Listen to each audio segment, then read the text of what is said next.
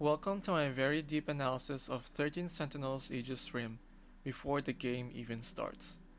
We will analyze each and every scene up till the title screen for a deeper look into this really enjoyable game. Just a heads up that for those who have not finished the game, this video contains major spoilers, so please, if you enjoy a blind experience, this is the time to leave. Let's get started. Okay, we are starting off really strong. There are many of these lines, tubes, or connections across the screen. Whatever this may be, but an allusion to the many different connections that the game creates between the different stories of the characters. These lines are the different loops the sectors have to experience, and the wire-like structures of these lines give a technological vibe from the game. This probably alludes to the nanomachines and the tremendous machinery and technology that the sectors of the future have. These lines also have the color cyan. Cyan, according to Google, is a restful, calming color that symbolizes relaxation, which adds to the vibes the pastel designs bring.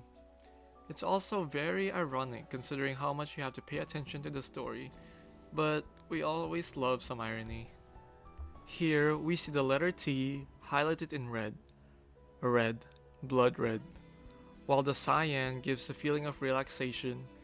Red gives a feeling of war and violence, giving a nice contrast between the protagonist's normal lives and the reality that they have to face in order to survive as humanity's last hope.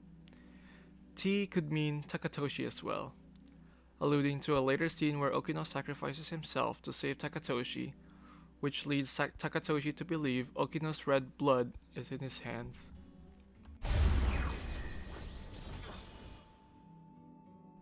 Here we see CRI highlighted in blue. Cry, meaning that a terrible sadness would be inflicted on these poor protagonists.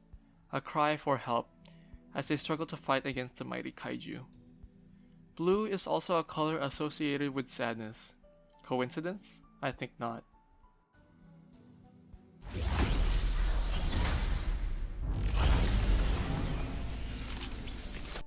Green is a color known to symbolize jealousy, a feeling many protagonists have experienced. This feeling, experienced by characters such as Megumi, Ryoko, or Takatoshi, is a large part of their characterization, and an important theme that a game such as 13 Sentinels explores.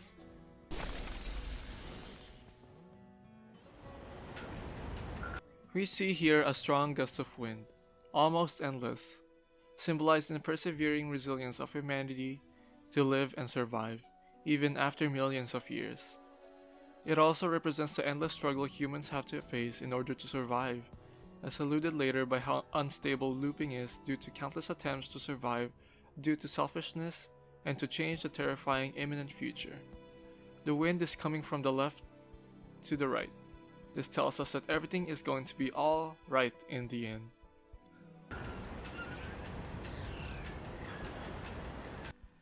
We see in the title screen that Juro is the only one facing us.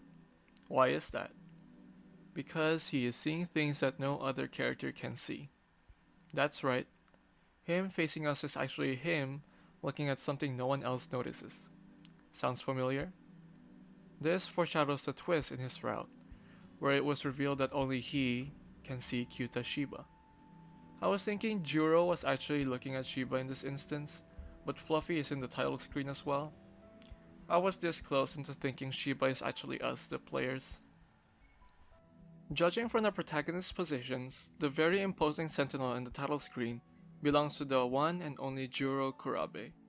He looks away from this sentinel, turns his back from it, symbolizing his desire to get away from all the chaos that is occurring.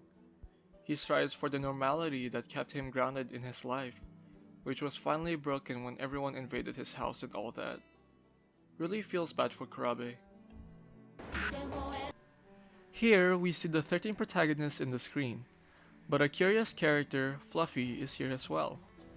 This is really good foreshadowing as Fluffy is confirmed not merely an illusion by universal control like Mimako is, and thus exists here in the title screen for a different reason altogether.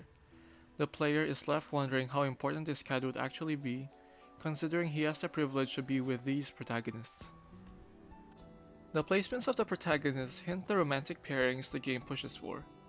I know Takatoshi is next to Megumi in this one, but the other closest character to Megumi is Juro, so the idea checks out. Also, the in-game knowledge that Takatoshi's partner is Okino leads us to believe Megumi's partner is the second closest to her, who is Juro. They had to place Natsuno and Miura relatively far apart so that the player won't think too much about their placements. Given this information, the only ones left are Ryoko and Goto.